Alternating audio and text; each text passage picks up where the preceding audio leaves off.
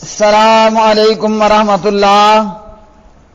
پیارے بھائیوں اور میری معززات ماؤں بہنوں، بلوغ المرام کتاب البیوع باب الربا سبق نمبر 179 ایک کم 80 179۔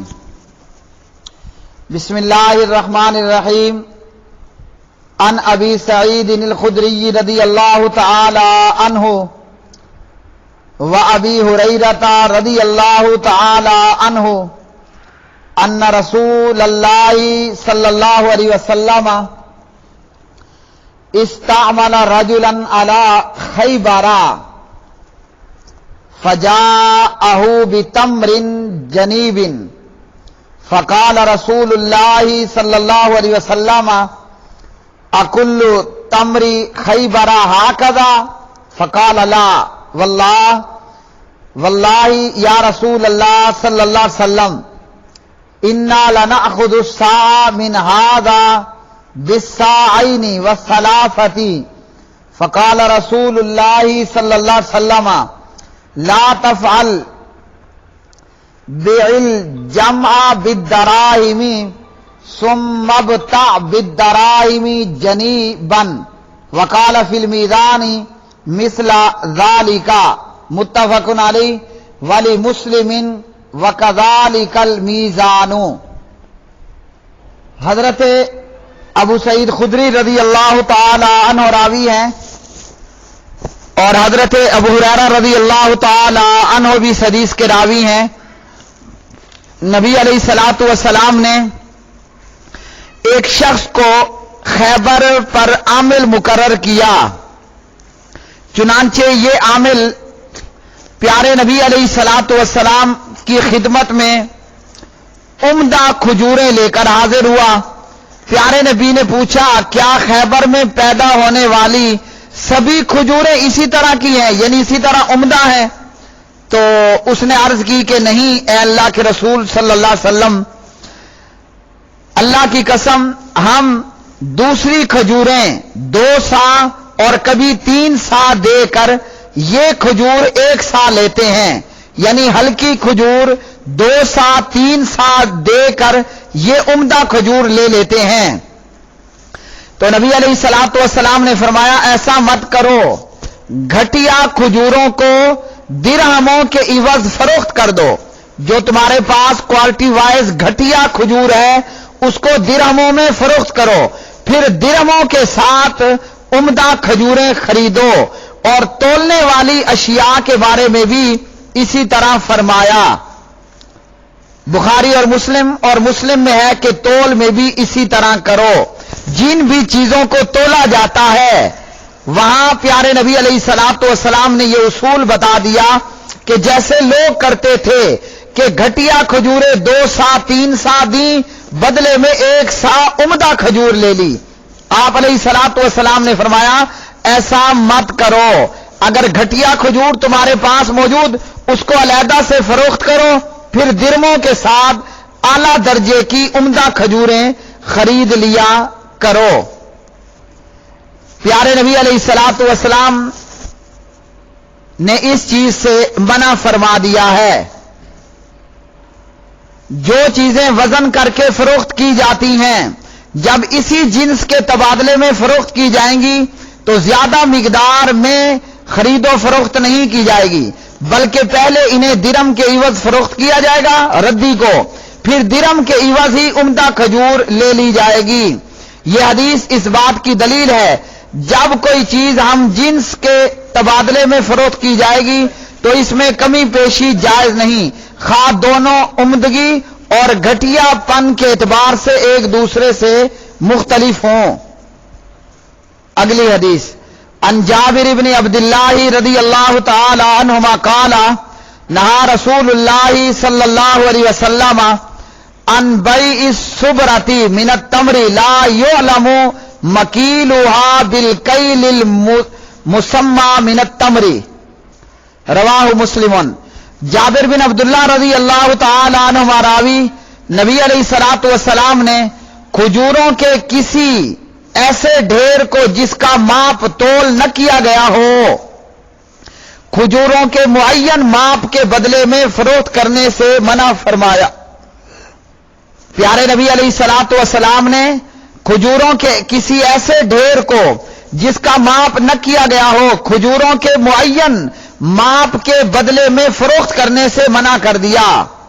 اس حدیث میں کسی چیز کے ڈھیر کو جس کا وزن یا ماپ معلوم نہ ہو اسی جنس کی معین مقدار یا وزن کے عوض فروخت کرنے سے منع کر دیا گیا، کیونکہ ڈھیر کی مقدار اور وزن معلوم نہیں، اس لیے اس سے فریقین میں ایک دوسرے کو کسی کو نقصان اور کسی کو بلا وجہ فائدہ پہنچ سکتا ہے، تو اس کو ممنوع قرار دیا گیا۔ جب کمی پیشی کا احتمال ہوگا تو وہ بھی اسی ممانعت کے تحت شمار ہوگی۔ اگلی حدیث، ان معمر ابن عبداللہ رضی اللہ تعالی عنہ قال انی کنت اسمع رسول اللہ صلی اللہ علیہ وسلم یقول الطعام بالطعام مثلا بمثل وکان طعامنا یومئذ الشعیرا، رواہ مسلم۔ معمر بن عبداللہ رضی اللہ تعالی عنہ راوی فرماتے ہیں کہ میں نے نبی کریم علیہ الصلوۃ والسلام کو یہ فرماتے میں یہ سنا کرتا تھا کہ طعام اناج طعام کے بدلے میں مقدار میں برابر ہو، اور فرماتے ہیں ان دنوں ہمارا طعام جو ہوتے تھے، طعام کے بدلے میں برابر مقدار میں ہو، اور ان دنوں ہمارا طعام جو ہوتے تھے۔ اس حدیث کی روح سے اناج کو اگر طعام کے عوض فروخت کرنا مقصود ہو تو اس میں برابری ضروری ہے، کمی پیشی ممنوع ہے۔ اور اس سے پہلے جناب عبادہ بن صامت کی روایت سے معلوم ہوا گندم اور جو دو الگ الگ جنس ہیں، ایک نہیں۔ صحابہ کی بھی یہی رائے ہے، اس لیے جو اور گندم کے تبادلے میں برابری ضروری نہیں، اور امام مالک دونوں کو ایک جنس قرار دیتے ہیں اور ان میں برابری لازم سمجھتے ہیں۔ عبادہ بن صامت رضی اللہ عنہ کی روایت میں تھا گندم کے عوض، جو کے عوض، والبر بالبر والشعیر بالشعیر۔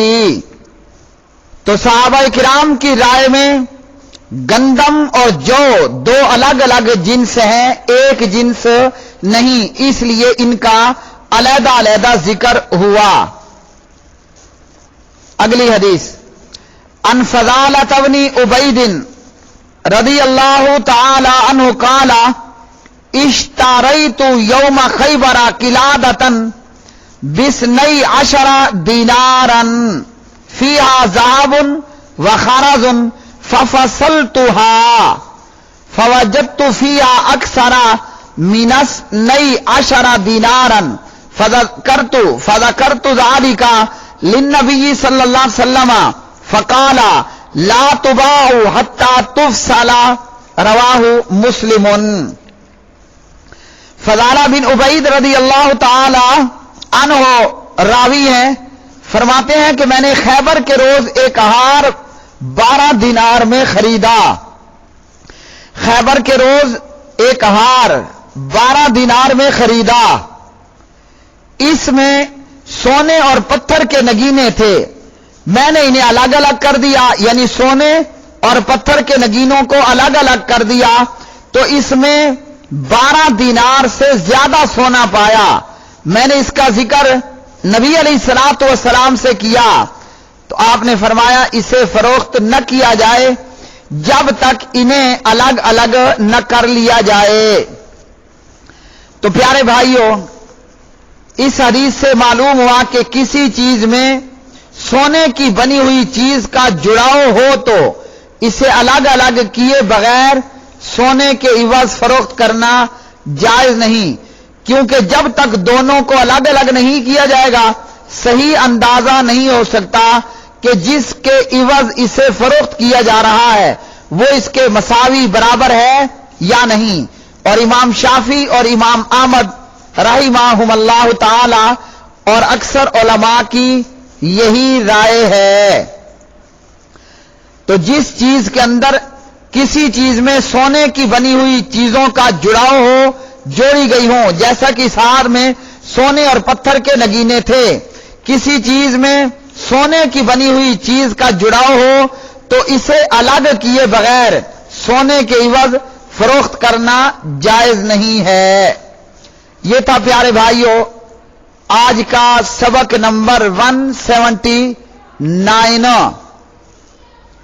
آج کے سبق سے معلوم ہوا کہ پیارے نبی علیہ الصلوۃ والسلام نے منع کر دیا جب کوئی چیز ہم جنس کے تبادلے میں فروخت کی جائے تو اس میں کمی پیشی جائز نہیں، جیسا کہ وہ لوگ ردی کھجوریں 2-3 سا دے کر 1 سا عمدہ کھجور لیتے تھے، تو آپ نے فرمایا ردی کو علیحدہ درہم میں بیچو، پھر ان درہموں سے عمدہ کھجور لے لو۔